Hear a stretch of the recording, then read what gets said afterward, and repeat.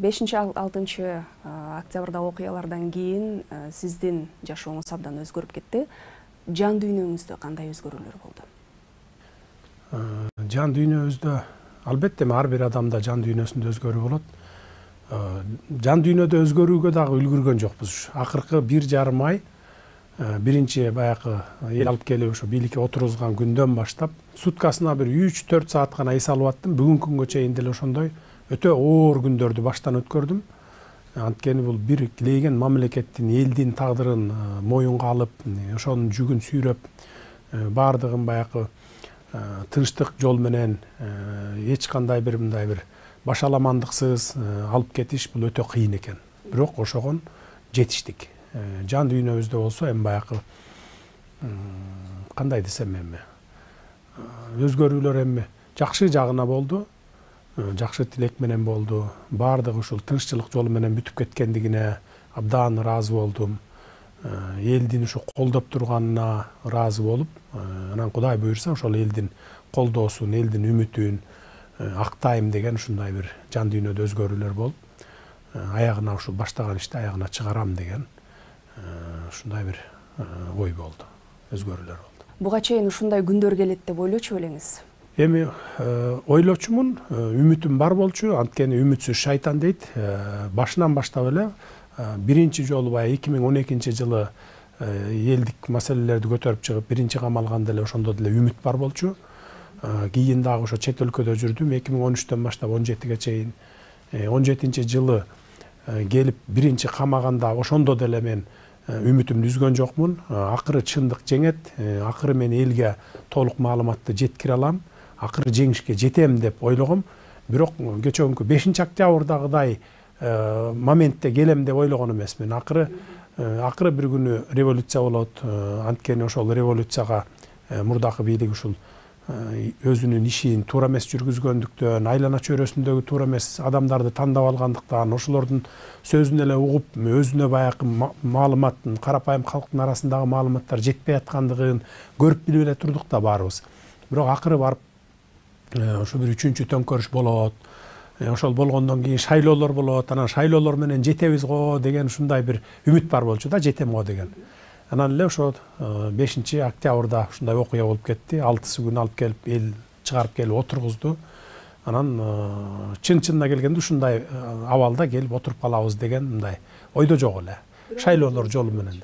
Бирок үмүтүбүз бар болчу. Үмүттү үзгөн жокпуз. Коомдо абдан көп талкууну жаратып аткан конституциялык реформа боюнча кеп кылсак, конституциянын жаңы долбоору боюнча мамлекеттеги бардык жоопкерчилик мамлекет башчысына, президентке жүктөлөт. Анан эгерде эл ушул жаңы долбоорду референдумда кабыл алып берсе, колдоп берсе, сиз эгер ушул президенттикке шайланып келсеңиз, мамлекеттеги ушундай чоң жоопкерчиликти, ушундай кыйын кырдаалда өз мойнуңузга алууга даярсызбы? Жоопкерчиликти моюнга алганга даяр болуп кетип атабыз. Конституциялык реформаны өзүңүздөр көрүп атасыздар. Биз биринчи азыр мен сунуш кылдым элем, депутаттар колдойт деп ойлойм. Ушу президенттик шайлоо менен биргеликте конституциянын кайсы мамлекеттик башкаруунун кайсы түрүн тандайсың деген суроону алып чыккыла деп сурандым, алып чыгалы деп. Кудай буйрса колдоп берсе, ушу президенттик шайлоо менен биргеликте бир суроо чыгат. Президенттик башкарууну тандайсыңбы же парламенттик башкарууну деген. Эл кайсы формасын тандап алса, ошол формасы менен конституция жазылат. Азыр талкуулар жүрүп атат. Ошо башкаруу жагын гана күтүп турушса болот, бирок адам укуктары, жергиликтүү бийлик жана башка сот бийлиги ушул баягы бөлүктөрүн карап, анан калганын ошол башкаруу тармагына келгенде ошол элдин референдумдан кийинки ой пикири менен эске алып туруп, анан кийин конституциялык референдумга алып чыгат кийинки жолу. Ошол тандалып алынгандан кийин анан бүт конституциялык реформаны жүргүзөбүз. Бул деген сөз ушу мамлекетте, мамлекеттик ишканаларда, министрликтерде, өкмөттө, башкарууда, парламентте дегеле бардык тармакта реформа жүрөт деген сөз. Реформаны Кудай буйрса ушул кийинки элдин кийинки келечегине, мамлекеттин пайдасына иштей тургандай реформаны жасайбыз биз. Буга чейин реформа деген ат менен эле келген, реформа кылабыз, реформа кылып атабыз деп аты эле айтылган дагы, бирок заты айтылган сөзгө дал келген эмес. Бул жолкусунда биз Кудай буюрса убакыт келет, ишибиз менен далилдейбиз. Фактически баягы чыныгы реформа менен элге көрүнө турган, баарына эл сезе турган реформаларды жасайбыз. Бул жаңы конституциянын долбоорун кабыл алынгандан кийинки улана турган иш. Конституциянын жаңы долбоорунда мажоритардык система дагы киргени турат. Эгерде ошол система кирип калса, мажоритардык система менен чыныгы эл өкүлдөрү шайланып келишине ишенесизби? Ишенем, анткени 2005 жылы Кыргызстан 75 округка бөлүнүп, ар бир округтан, ар бир райондон өзүнүн депутаттары шайланып келген. Ошол мезгилде мен 100% деп айтпайын, эми 95% ошо элдин өкүлдөрү болуп шайланып келген. Чыныгы лидерлер келген. Чыныгы эл үчүн иштей турган балдар келген. Анан 2 жылдан кийин, эми 2,5 жылдан кийин 2007 жылдын октябрында аны таратып ийип туруп, андан кийин ушул партиялык системаны киргизип алышкан. Эгерде мажоритардык система менен шайланып келсе, чыныгы эл өкүлдөрү келет. Анан биз только мажоритардык эмес, башка азчылыктын дагы кызыкчылыгын эске алып, мына мисалы аялдар келбей калат, жаштар келбей калат, эгерде мажоритардык система менен шайланса деп чыгып аткан элдерибиздин дагы кызыкчылыгын эске алып, биз ошон үчүн партиялык тизме менен да келе турганга ошол орундарды бөлөлү деп ушундай долбоор түзүп атабыз. Кудай буюрса кабыл алынып калса, бул эми конституцияга киргизилбейт, мыйзам менен аныкталат, конституциялык мыйзамдар менен, шайлоо жөнүндөгү мыйзамдар менен. Ошон үчүн жаштардын дагы, аялдардын да укугун тепселебей, азчылыктын да укугун тепселебей, алардын да кызыкчылыгын киргизип коелу деп атабыз. Сиздин шайлоо программаңызда сот адилеттүүлүгү боюнча жакшы мындай багыттар жазылганда, каралган. Сот адилеттүүлүгүн, акыйкаттуулукту кантип орнотууну пландап жатасыз? Сотторду муну мен жалгыз күчүм жетпейт. Ошондуктан бул сот системасын, сот тармагын түшүнгөн, ошону ичинен билген, тереңден билген адамдардан турган, кандидаттардан турган адамдарды топтойбуз. Сот тандоо кеңешине топтоп, алар аркылуу ошо сотторду тандап өткөрүп, анан кийин сотторду шайлайбыз. Мен ишенем, соттор деле баягы жаңы шайланып келген соттор адилеттүү, мыйзамдуу чечимдерди кабыл алат деп. Анткени биз өзүбүз тараптан ошо Кудай буйруп шайланып келип калсак, ак үй тараптан эч кандай сотторго кысым жасоо же болбосо телефондук звонокторду таптакыр тыюу салганга биздин эркибиз да, күчүбүз да жетет. Ал жагын биз сотторго камсыз кылып беребиз. Калганы ошо жаңы шайланып келген соттордун өзүндө калат. Өзлөрүнүн жүзүндө калат. Билиминде калат. Бая билимдүү, илимдүү болсо адилеттүү, мыйзамдуу чечимдерди чыгарат деген үмүтүбүз бар. Негизи эле ачык соттор дайыма ачык болуш керек. Камерага да тартылыш керек, аудиого жазылыш керек, аган тараптарга мүмкүнчүлүк бериш керек, адвокаттарга да мүмкүнчүлүк бериш керек. Бир гана баягындай жашыруун каралып аткан иштер гана болбосо, баягы мамлекеттик кызыкчылык же болбосо ушундай жашыруун иштер бар да. Ошолор гана тартылбаш керек, а калганы бүт баары ачык болуш керек. Тартылып туруш керек. Бул менин көкүрөгүмдө, жүрөгүмдө турган нерсе. Буга биз жетишебиз. Түрмөлөрдө адилетсиз отурган, же болбосо ушу майда чүйдө нерсе менен отурган адамдар өтө көп. Өтө көп. Аларды биз түрмөдө кармап алып, миңдеген адамдарды, миллиондогон сомдорду коротуп, элдин акчасын коротуп багып атабыз. Биз эки жактан зыян келтирип атабыз биздин мамлекетибизге. Биринчи элдин акчасы менен аларды багып атабыз. Экинчи аларды түрмөлөрдө кармап, бала чакасы менен барып, баягы аралашып жашаганга, анан көчөдө түрмөдөн кое берсек өзүлөрүнүн жанын өзү багат, иштейт, анча-мынча мамлекетке тескерисинче салык төлөп пайда келтирет деген, үй бүлөсүн багат дегендей жагынан буларды аксатып атпайбызбы? Ошон үчүн эки жагынан пайда келет бул. 230 киши чыкты. Бул ошол аялдар бар, бала чака, балдары менен түрмөдө жаткан аялдар бар, анын арасында көпчүлүгү ошо аялдар. Андан сырткары ошол адилетсиз, мыйзамсыз соттолуп кеткен балдар бар. Андан сырткары ошо майда чүйдө менен гана соттолгон адамдар бар. Бул жерде баягы киши өлтүргүч, анан же болбосо ОПГнын мүчөсү дегендер жок, андайлар. Анан эми биз мындан кийин дагы Кудай буйрса баарын ревизия кылабыз. Бир сыйра комиссия түзөбүз, комиссия менен да карайбыз. Баягы адилетсиз соттолуп кеткендерди дагы ревизия кылып, эгер ошондой адамдар болгон болсо, биз дагы чыгарабыз. Буну баягы эч нерседен коркуштун кереги жок, кара пиар кылыштын да кереги жок. Баягы киши өлтүргүчтөрдү чыгарып атат, анан түрмөдөгүлөрдүн баарын чыгарып атат деп. Түрмөдө деле биз сиз өз окшогон эле адамдар жатат да, криминалдар да бар, ОПГнын мүчөлөрү да бар, анан жөнөкөй адамдар көпчүлүктү түзөт.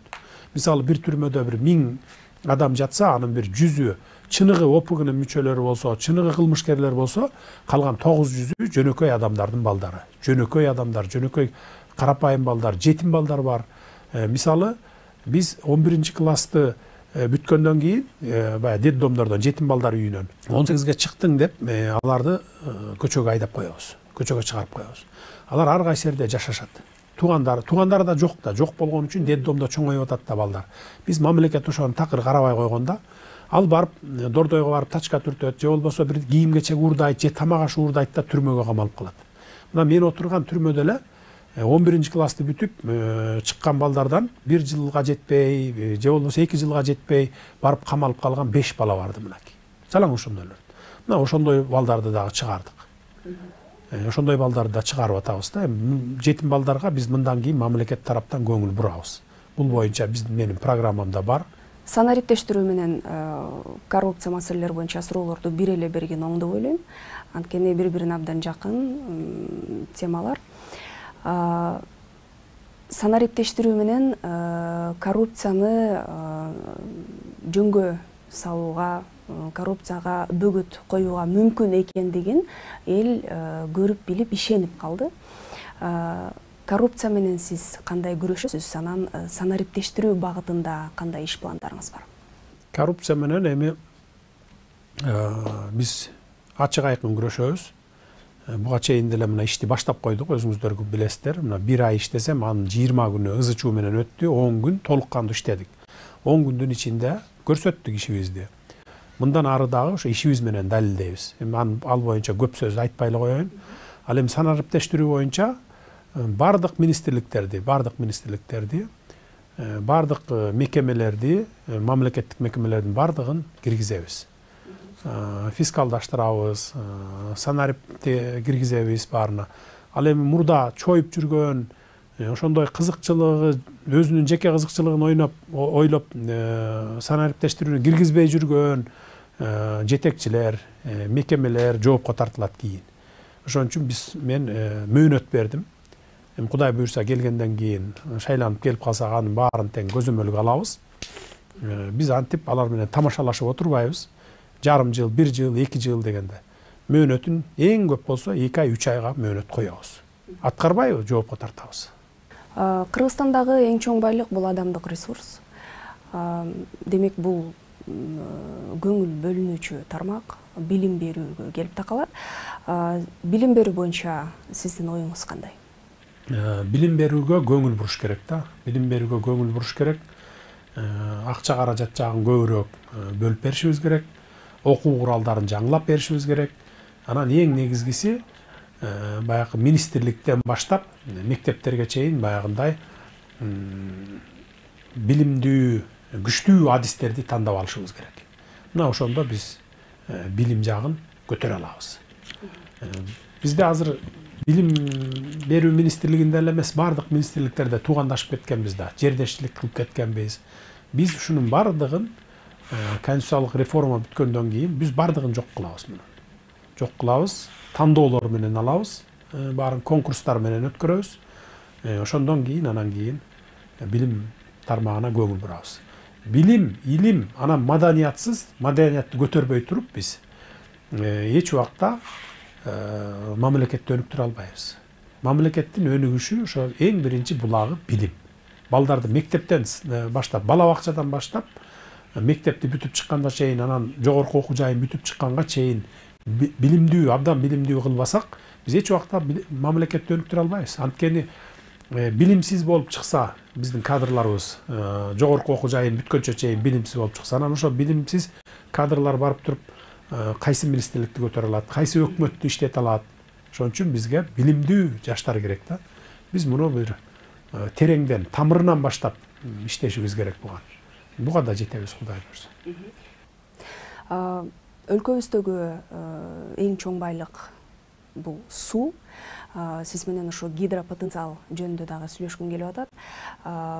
Энергетика тармагында абдан чоң долбоорлор башталып, аягына чыкпай жарым-жартылай жолдо турат да.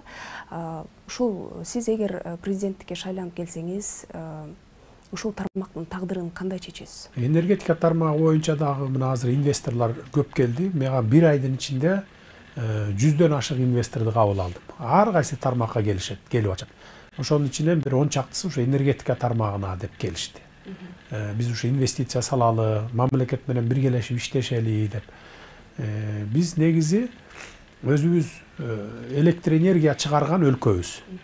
Анан жайлы-жайлы электр энергияны сатабыз дагы, кышында кайра башка өлкөлөрдөн сатып алат экенбиз. Кошуна өлкөлөрдөн 3 эсе кымбат баа менен. Анан мен муну баягы күлкүмүштүү деп көрүп атам да. Өзүбүз электр энергия чыгарган өлкө болсо, анан кайра башка кошуна өлкөлөрдөн сатып алсак, бул кандай деп. Ошон үчүн биз ГЭСтерди курушубуз керек. Чоң-чоң улуттук долбоорлорду менен түзүп, ГЭСтерди курушубуз керек. Биз электр энергияны кошуна калоңдорго анан өзүбүздүн эле эл журтка эмес, керек болсо алыскы өлкөлөргө чейин жеткиргенге биз жетишибиз керек. Эң менин ошо программамдын эң орчундуу долбоорлорунун бири ушул электр энергия тармагы. ГЭСтерди салышыбыз керек да. Башка кошуна мамлекеттер мененби, же болбосо жеке инвесторлор мененби мындай мамлекет аралык келишимдерди түзүп, ушул иштерди аягына чейин чыгарышыбыз керек. Экология маселеси боюнча бул тема сизге жакын тема. Анан ошо шайлоо программаңызда экологиялык көйгөйлөрдү жөнгө салуу менен жакырчылыкты жоёбуз деп айтыпсыз. Кантип? Экология боюнча биздин мамлекет боюнча мурдатан бери 30 жылдан берки баягы алтын кен, күмүш, жез ушу чыккан жерлерди лицензияларын берип, анан лицензия алгандар барып туруп баягылардын эрежелерин сактабай казып алуудан келип чыккан ушундай иштер жүрүп, бүт экологиябызды талкалап салган экен. Мен өткөндө түштүк жергесине Алабукка, Чаткалга чейин барып келдим. Башка кумтөрдү текшергенмин, убагында билесиздер, мына 8 жыл мурун. Ошондон улам мен көтөрүп чыккан маселем ошо экология болчу. Өткөндө келип алтын, күмүш чыккан жерлерге лицензия берүүнү мораторий жарыялап токтотуп салдым аны.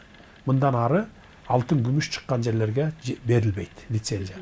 Анткени азыр дагы бере берсе, барып калган каткан жерлерибизди калды барып көрсөңүз ыйлагыңыз келет. 1000 деген жылдар көргөнсүзбү?